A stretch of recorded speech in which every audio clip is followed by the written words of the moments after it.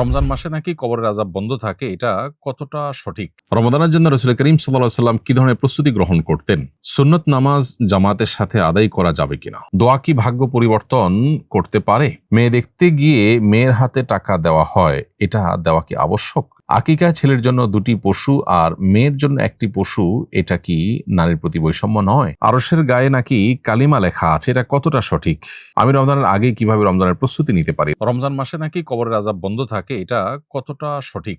রমজান মাসে কবরের আযাব বন্ধ থাকার বিষয়টি বেশ প্রসিদ্ধ, জনমুখে অনেক বেশি চর্চা হয়ে থাকে এই কথা। কিন্তু কোরআন এবং হাদিসে নির্ভরযোগ্য কোন সূত্রে রমজান মাসে কবরবাসীদের কবরের আযাব বন্ধ থাকে এরকম কোনো কথা পাওয়া যায় না। তবে একটি জয়ীফ সূত্রে বর্ণনা পাওয়া যায় রমজান মাসে কবরের আযাব বন্ধ থাকার বিষয়ে। তো কবর আযাবের মতো এরকম একটা আকীদাগত ইস্যুতে আসলে কোনো জয়ীফ সূত্রে হাদিস এটা প্রমাণযোগ্য হয় না। অতএব রমাদান মাসে আল্লাহ রাব্বুল আলামিন কোনো কবরবাসীর প্রতি কোনো রহম, কোনো অনুগ্রহ করতে পারেন, সেটা একান্ত আল্লাহ তাআলার ইচ্ছার বিষয়। কিন্তু কোরআন বা হাদিস থেকে রমাদান উপলক্ষে কবরবাসীর কবর আযাব বন্ধ থাকার বিষয়ে বিশুদ্ধ কোনো হাদিস বা বর্ণনা পাওয়া যায় না। আমরা আমাদের মৃত আত্মীয়-স্বজনের জন্য রমাদানের বাইরে সবসময় দোয়া করব। রমাদান মাস আসলে তাদের জন্য আমাদের বিশেষভাবে দোয়া করা, তাদের তরফ থেকে দান সাদাকা করা বা মৃত ব্যক্তির তরফ থেকে যা কিছু করা যায় সেগুলো করার চেষ্টা বিশেষভাবে আমাদের থাকা দরকার। সেটা সন্দেহাতীতভাবে আপন জায়গায় ঠিক আছে।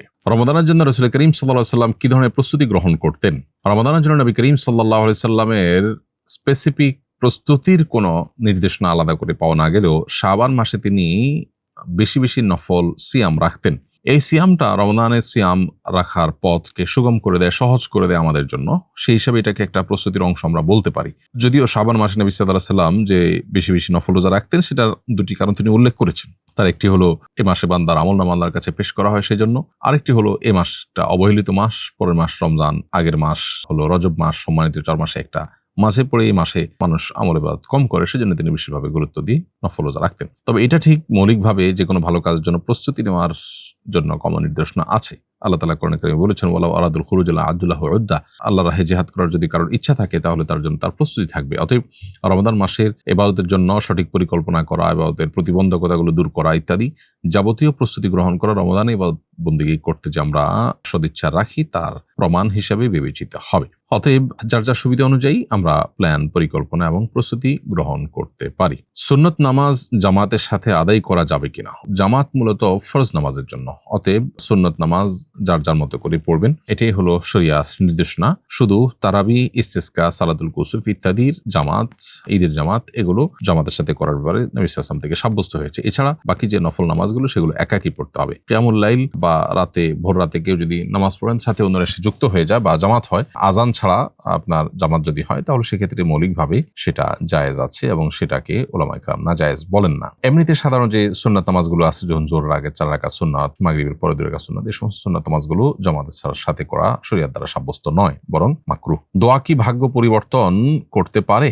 দোয়ার ফলে বান্দার কিছু ভাগ্যের পরিবর্তন ঘটে। নবী করিম সাল্লাল্লাহু আলাইহি ওয়াসাল্লাম বলেছেন যে লা ইয়ারুদ্দু তাকদির ইল্লা দুআ, তাকদীরকে পরিবর্তন করতে পারে শুধু দোয়ায়। অবশ্য এখানে সেই তাকদীরের কথা বলা হয় যে তাকদীরটা তাকদীরে গায়রে মুবরাম, অর্থাৎ অকাট্য। কিছু তাকদীর আছে যেগুলোকে আল্লাহ তাআলা একেবারে চূড়ান্ত করেছেন, যেটা কোনোভাবে পরিবর্তন হবে না। আবার কিছু তাকদীর আছে যেগুলোকে আল্লাহ তাআলা মুবরাম রেখেছেন, এটা হলে সে এই পরিমাণ রিজিক পাবে, এটা না হলে সে পাবে না। এটাকে বলা হয় গায়রে মুবরাম বা ঝুলন্ত। এই বিষয়গুলো তাকদীরের কারণে আল্লাহ তাআলা পরিবর্তন করেন। তাকদীরের ফলে পরিবর্তন গিয়ে ফাইনালি কোথায় গিয়ে দাঁড়াবে সেটাও আল্লাহ তাআলা আগে থেকে জানেন। এই জিনিসটা আমাদের ইতিকাদ এবং বিশ্বাস পরিষ্কারভাবে থাকতে হবে। অতএব আল্লাহর কাছে একজন ইমানদার তার দোয়া কায়মন বাক্যের সবসময় নিবেদন করা দরকার, যাতে করে তার জন্য ভালো কিছু আল্লাহ তরফ থেকে ফায়সালা হয়। মেয়ে দেখতে গিয়ে মেয়ের হাতে টাকা দেওয়া হয়, এটা দেওয়া কি আবশ্যক? এ বিষয়ে ইসলামের কোনো নির্দেশনা আছে কিনা? মেয়ে দেখতে গিয়ে মেয়ের হাতে টাকা দেওয়া এটা আমাদের সামাজিক কালচার অংশ। এখানে দিতে বাধ্যবাধকতা যেরকম নেই, আবার এটা দেওয়াকে, গিফট হিসাবে দেওয়াকে শরিয়া নিষেধও করে না। এটা সামাজিক একটা এমন কালচার যে কালচারের সাথে শরিয়ার কোনো সংঘর্ষ নাই, কোরআন হাদিসের কোনো সংঘর্ষ না, বিধায় বিয়ের জন্য মেয়ে দেখতে গিয়ে কোনো উপহার উপঢৌকন দেওয়া মৌলিকভাবে নাজায়েজ নয়। তবে অনেকে হাতে আংটি লাগিয়ে দেয় বা হাত স্পর্শ করে, এই জিনিসগুলো নাজায়েজ। অতএব এইটি লক্ষ্য রেখে যদি কোনো উপহার উপঢৌকন দেওয়া হয় মৌলিকভাবে, সেটি নাজায়েজ হওয়ার কোনো কারণ নেই।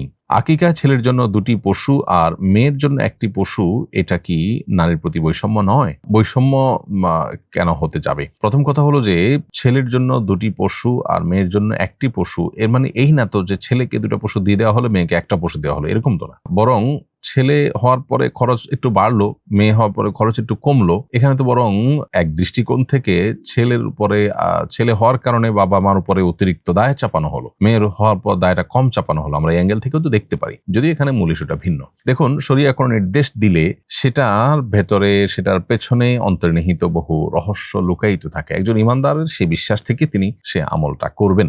আমরা সবকিছু খোলা চোখে দেখে বুঝে ফেলবো এটা আবশ্যক না, বরং না বোঝাটাই হলো স্বাভাবিক। সো ছেলের জন্য কেন দুটি পশু কোরবানি করতে হয়, আকিকা দিতে হয়, মেয়ের জন্য কেন একটি দিতে হয়, এটা একমাত্র আল্লাহ তাআলা ভালো জানেন। তবে বিভিন্ন হাদিসের বর্ণনা থেকে আমরা বুঝি যে এটি এক প্রকার ওই যে ইন্স্যুরেন্সের মতো মানুষের জীবনের বিপদ আপদ থেকে রক্ষা করবার একটা প্রচেষ্টার অংশ হিসেবে এটি হয়ে থাকে। আল গোলাম মুরতাহান বি আকিকাতি হাদিসে আসছে। তো এটাকে যেহেতু বিপদ আপদ থেকে রক্ষা করবার একটা উপায় হিসেবে ধরা হয়েছে, ছেলেরা বাইরে তাদেরকে কাজ করতে হয়, তারা বাহিরের জগৎ সামলাতে হয়, তাদের জীবনের রিস্ক যত বেশি, মেয়েদের জীবনের রিস্ক তত বেশি না। অসুস্থতার রেশিও যদি আপনি বলেন, মেয়েদের তুলনায় ছেলেরা বেশি রোগাক্রান্ত হয়ে থাকে, অতএব এখানে নিডটা তাদের বেশি। ইসলাম কিন্তু সমানে বিশ্বাসী নয়, ইসলাম ন্যায্যতায় বিশ্বাসী। অতএব সব জায়গায় আমরা যদি সমান খুঁজতে যাই, তাহলে সেক্ষেত্রে ন্যায্যতা নিশ্চিত নাও হতে পারে। আমার দুটি ছেলে আছে বা একটি ছেলে একটা মেয়ে আছে, একজন অসুস্থ হয়েছে তার জন্য আমি অনেক মেডিসিন কিনেছি, আর একজন সুস্থ আছে তার জন্য মেডিসিন কিনে তাকে খাওয়াবো, এটা বাহ্যিক দৃষ্টিকোণ থেকে সমতা হতে পারে, ন্যায্যতা হতে পারে না। ইসলাম কিন্তু যার জন্য যেটা দরকার সেটাই ব্যবস্থা করতে বলে, আর এখানে ইনসাফ লুকায়িত আছে। আরশের গায়ে নাকি কালিমা লেখা আছে, এটা কতটা সঠিক? উত্তর হলো যে এই বিষয়ে একটা বর্ণনা পাওয়া যায় যে নবী করিম সাল্লাল্লাহু আলাইহি সাল্লাম থেকে তিনি তাকে যখন ইসরাতে নিয়ে যাওয়া হয়েছে তখন তিনি আরশে কালিমা লেখা দেখতে পেয়েছেন, এরকম একটা বর্ণনা পাওয়া যায়। তবে এই বর্ণনাটাকে মাউদু বলেছেন মুহাদ্দিসিন ইকরাম, হাফেজ যাহাবী এবং হাফেজ ইবনে হাজার রাহিমাহুল্লাহ এই হাদিসকে মওযু বলেছেন, এজন্য মওযু মানে জাল। অতএব আরশের গায়ে কালিমা লেখা আছে, নবী সাল্লাল্লাহু আলাইহি ওয়াসাল্লাম সেটি দেখতে পেয়েছেন, এটি বিশ্বাস করবার কোনো কারণ নেই। আমি রমজানের আগে কিভাবে রমজানের প্রস্তুতি নিতে পারি? রমজানের যথেষ্ট আগে থেকে রমজানের প্রস্তুতির অংশ হিসেবে আমরা যে কাজগুলো করতে পারি তা হলো আগের গুনাহগুলো আল্লাহর কাছে মাপ চেয়ে নেওয়া, যাতে করে আমার এবছর আল্লাহর তরফ থেকে ইবাদতের তৌফিক নসিব হয়, কারণ গুনাহগারের অনেক সময় তৌফিক থেকে বঞ্চিত হয়, অতএব এটা প্রিপারেশনের অংশ বলা যেতে পারে। আবার রমজানকে সঠিকভাবে কাটাবার জন্য, রমজানে ইবাদতের জন্য বিভিন্ন টাইম সেট করা, বিভিন্ন আমার যে প্রতিবন্ধকতা আছে ইবাদতের ক্ষেত্রে সেগুলো দূর করা, যেমন বিভিন্ন অ্যাপ আনইনস্টল করে ফেলা, বিভিন্ন সোশ্যাল মিডিয়া থেকে সরে আসা, খারাপ সার্কেল থেকে সরে আসা, এগুলো প্রিপারেশনের অংশ হতে পারে। রমজানে কোন সময় আমি কি ইবাদত করবো এটার জন্য চার্ট তৈরি করে ফেলা, প্ল্যানার সেট করা বা প্ল্যানার নেওয়া, এটা হতে পারে রমজানের প্রস্তুতির অংশ।